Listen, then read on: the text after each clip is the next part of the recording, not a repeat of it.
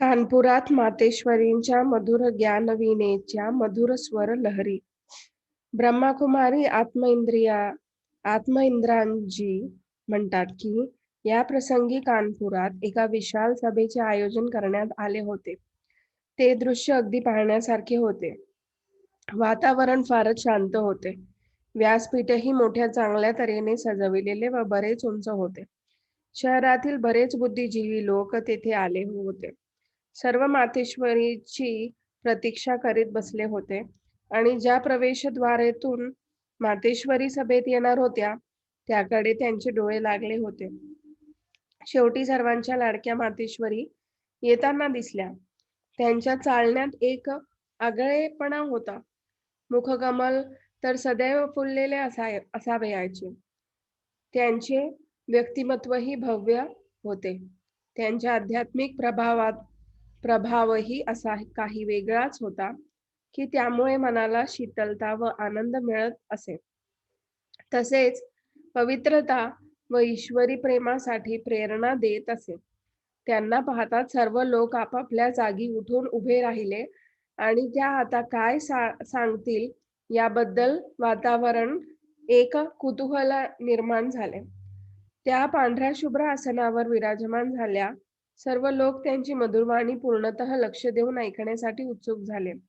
व्यासपीठ प्रमुख प्रथम गप्पसे बसून राहिले. कदाचित ते याच विचारात पडले असावेत की सरस्वती मातेंच्या परिचय त्यांच्या समोर कोणत्या शब्दाने करून द्यावा.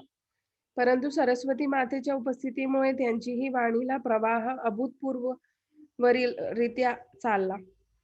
घोषणा झाल्यानंतर मातेश्वरी प्रथम गप्प राहिल्या. सरस्वतीही मौन होणे यामागे काही रहस्य असावे. ज्ञान व योगद्वारे प्राप्त होणाऱ्या आनंदच काही ओर असतो, की त्याचे वर्णन ते काय करणार. मातेश्वरी तर ईश्वरी प्रेमाने भरलेल्या डोळ्यांनी जणू काय ईश्वरांवर इशारे देत समस्त जनतेला सांगत होत्या की वत्सांनो, अजूनही याविषयी विकारांचा मनाला उबल आलेला नाही काय? ज्या ईश्वराला तुम्ही आळवीत होता, तो येथे आला असताना त्याच्याशी आत्मिक मिलन व्हावे म्हणून अजूनही पवित्र होण्याची लालसा तुमच्यात उत्पन्न होत नाही काय?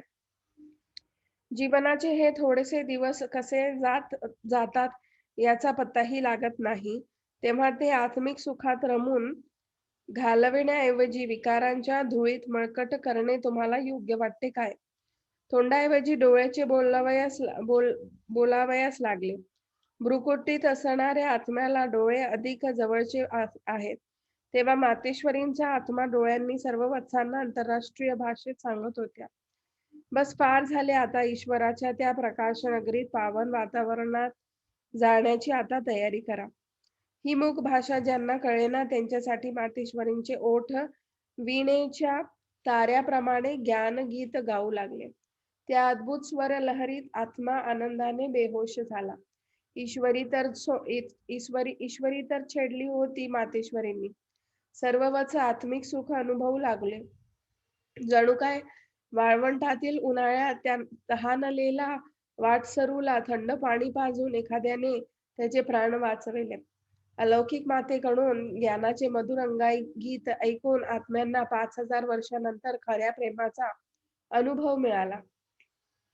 अशा रीतीने मातेश्वरीजींनी पहिल्यांदाच यज्ञाबाहेर पाऊल टाकून मधुरवाणी ज्ञानवीणेचे जनमानसाला ईश्वरी संदेश दिला. आता तर निरनिराळ्या सेवा केंद्रांकडून त्यांना निमंत्रण येऊ लागले की त्यांच्या येथेही येऊन त्यांनी आपल्या मधुर ज्ञानवीणा वदनाने आत्म्यांना जागृत करावे. तेव्हा ईश्वरी सेवेने लोकांचे कल्याण करण्यासाठी मातेश्वरींना दिल्लीस यावे लागले. मातेश्वरींचे दिल्लीत पदार्पण. ब्रह्मकुमारी रुक्मिणीजी म्हणतात की मातेश्वरी व पिताश्री यांनी दिल्लीत यावे अशी विनंती दिल्लीत ज्ञानाचा लाभ घेणारे भाऊ व बहिणी यांच्याकडून बरेच दिवसांपासून करण्यात येत होती. त्यांची गोड तक्रार अशी होती की आपण त्यांच्याकडून कित्येक वर्ष ज्ञानाचा लाभ घेतला आहे, सरळ योगही शिकला आहात. जगाच्या अलौकिक मातापित्यांकडून हे सौभाग्य आम्हास मिळणार नाही काय? सर्वजण ईश्वरची दत्तक मुले आहेत. मग त्या परमपिताकडून या सरकार माध्यमांद्वारे आम्हास आत्मिक प्रेम, दिव्य संपदा, पवित्रता इत्यादीची अलोट संपत्ती तसेच आनंदाचा अविनाशी खजिना लुटण्याची शुभ संधी मिळणार नाही काय? अशा रीतीने भावविवश होऊन त्या सर्वांनी एका अत्यंत प्रेमळ समायिक पत्र लिहून मधुबनात पाठविले.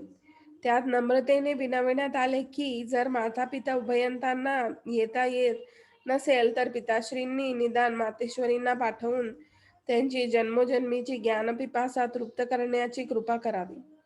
ब्रह्मकुमारी कमल सुंदरीजी म्हणतात की मातेश्वरींनी त्यांचे ते निमंत्रण स्वीकारले आहे असा जेव्हा सर्वांना सांगण्यात आले तेव्हा त्यांचा आनंद गगनात मावेना. मातेश्वरींची मधुर वाणी ऐकण्याचे आपले स्वप्न साकार होत आहे असल्याचे पाहून त्यांच्या मुखमंडळावर हर्षाचा ज्या रेषा उमटल्या होत्या तशा समस्त भौतिक सुखे प्राप्त झाल्यावरही उमटू शकल्या नसत्या.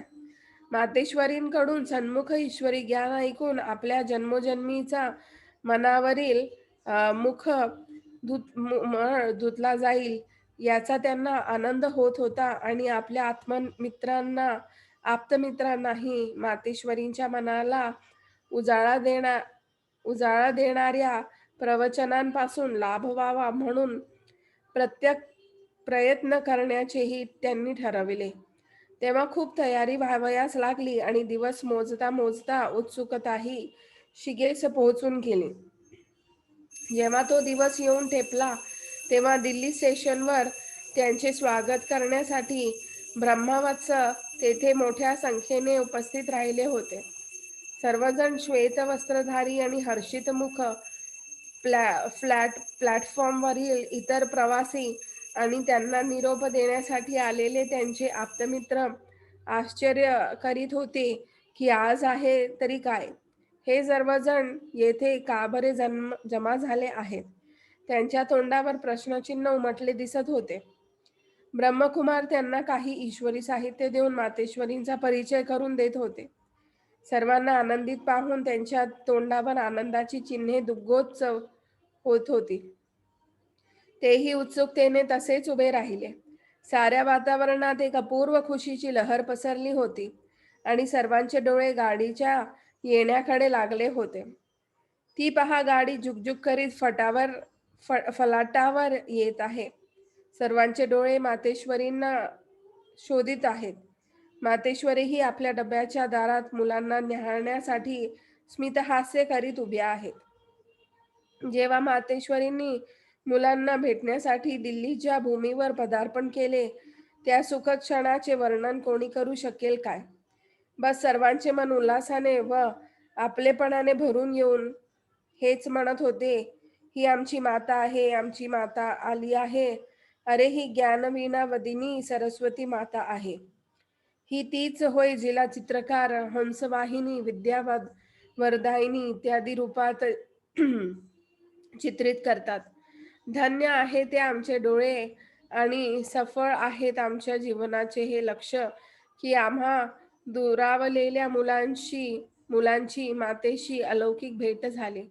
अरे किती भाग्यशाली आहोत आम्ही ज्यांना मातेची ओळख पटली आहे. मनाई केली असतानाही बरेच लोक हारतुरे घेऊन आले होते.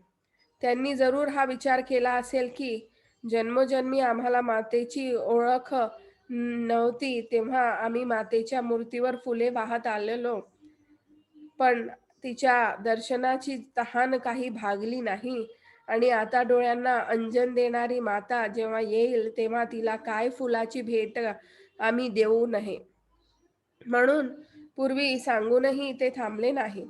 उलट उत्तमातील उत्तम सुगंधी फुललेली फुलांचे हारतुरे घेऊन ते आले होते. पण फुले तर त्यांचे प्रेम व आदर मात्र व्यक्त करीत होती. खरे पाहता विशेष गोष्ट म्हणजे फुलांमागे त्यांची उच्च मनोभावना होती.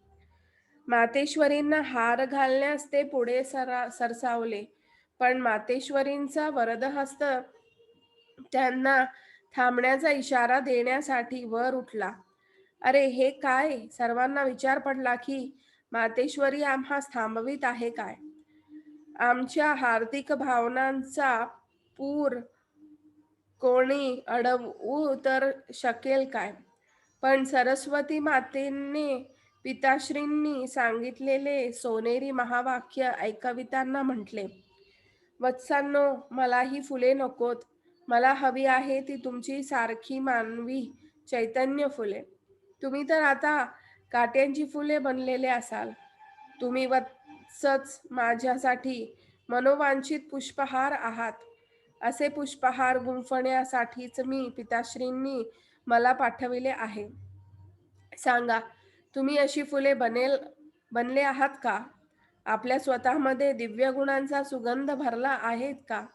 मंद मंद स्मित करीत मातेश्वरींनी असे प्रश्न केले आणि मग गप्प राहून त्या योगयुक्त नयनांनी प्रत्येक वत्साला न्याहाळू लागल्या. जणू काही त्यांची अंतर्मने जागृत करण्याची अलौकिक सेवा करीत असाव्यात आणि येथील लोकांना ईश्वरी ज्ञान व योगाची अनुभूती करवून देण्याच्या सेवेसाठी नियुक्त केलेल्या आम्हा ब्रह्माकुमारी बहिणींकडे प्रश्नांच्या उत्तरासाठी त्या पाहू लागल्या. पण 5 मिनिटही झाले नसेल, सर्वांनी एका सुरात म्हटले की, हो माता, शिवबाबाच्या ज्ञानाद्वारे आम्ही आता काट्यांची फुले बनलो आहोत. मातेश्वरींचे मुखकमल आता पूर्णपणे फुलले आणि दिल्लीत मातेश्वरींना भेटण्यासाठी सारा दिवसभर जिज्ञासूंची रीघ लागलेली असावयाची. रोज सकाळी अगदी वेळेवर दूरदूरून बरेच जण त्यांच्या पवित्र वाणी ऐकण्यासाठी येत.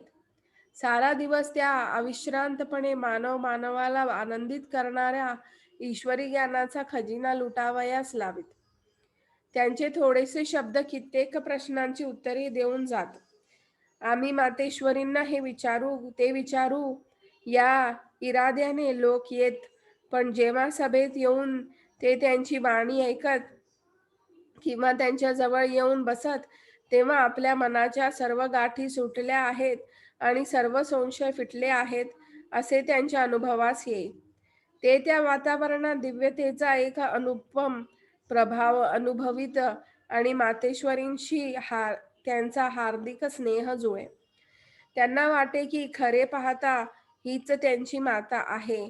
ते स्वतःला पुन्हा लहान मुले असल्याचा अनुभव करत, तसेच मातेकडून टोली मिळाल्यावर जणू काय आपले बालपण पुन्हा परतून आले आहे आणि माता आता त्यांना प्रेमाने गोंजाळून तोंड गोड करण्यासाठी काहीतरी देत आहे असा आगळा अनुभव त्यांना येईल.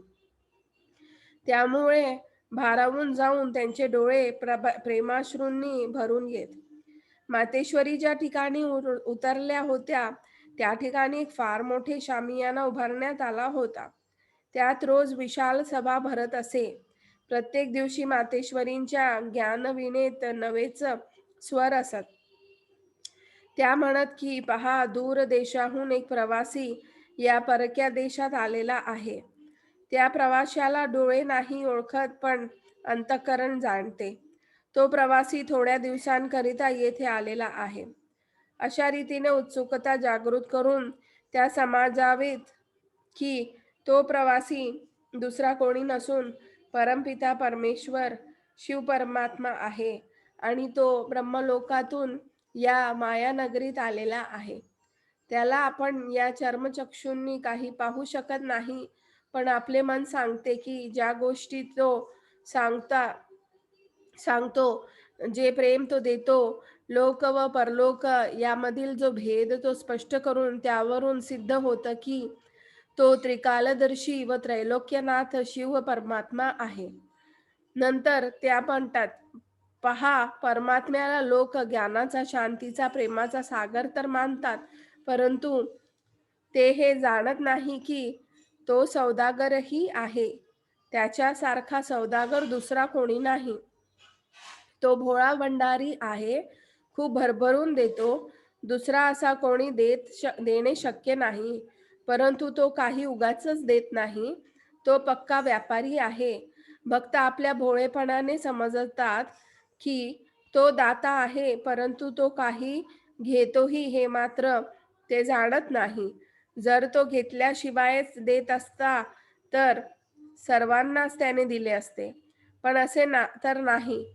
तो म्हणतो की आपले दुर्गुण तुम्ही मला अर्पण करा, आपले मन मला द्या, तरच सर्व वरदानांनी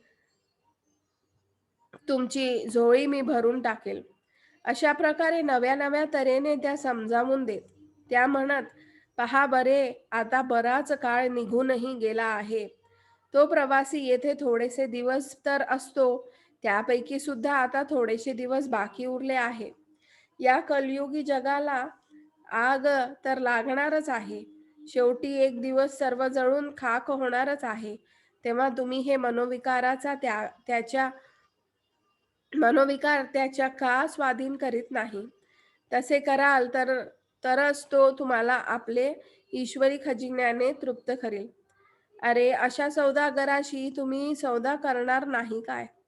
आता नाही तर मग कधी कराल? अशा प्रकारे मातेश्वरींनी जीवन पवित्र करण्यास आणि शिवबाबाची योगयुक्त होण्यास प्रेरित करीत असत. नित्य नव्या उत्साह, नवी उमेद भरत राहत. दिवस कसे जातात काही पत्ता लागत नसे. त्यांचा परत जाण्याचा दिवसही येऊन ठेपलेला हेही कळत नसे. सर्वांचे म्हणणे होते की आताच तर त्या आल्या होत्या. कोणी म्हणे, "माते, आता जाऊ नकोस." मातेश्वरी म्हणत, "वत्स, बरे मग तुम्हीच चला माझ्याबरोबर, तेथे राहा माझ्यापाशी." त्यांचे हे सांगणे असे असावयाचे की कोणाला हो किंवा नाही म्हणता येत नसे. त्यामुळे सर्व खळखळून हसून उत्तर टाळीत, पण मातेश्वरींच्या जाण्याची गोष्ट ध्यानात येताच सर्वजणांना विचार येई, जोपर्यंत आपण जिवंत आहोत, तोपर्यंत येथे सन्मुख होण्यास, ज्ञान ऐकत राहिल्यास किती बरे झाले असते. शेवटी सर्वांना एका स्वरात म्हटले, "माते, तू जातेस खरी, पण आम्हाला एक वरदान दे, एक वचन दे. ते हे की आम्हा सर्वांच्या वतीने पिताश्रींपुढे आमची ही मनोभावना ठेव की आता त्यांनी आम्हा वत्सांकडे यावे. माते, आम्हा सर्व मुलांच्या वतीने पिताश्रींना हे सांगशील ना?"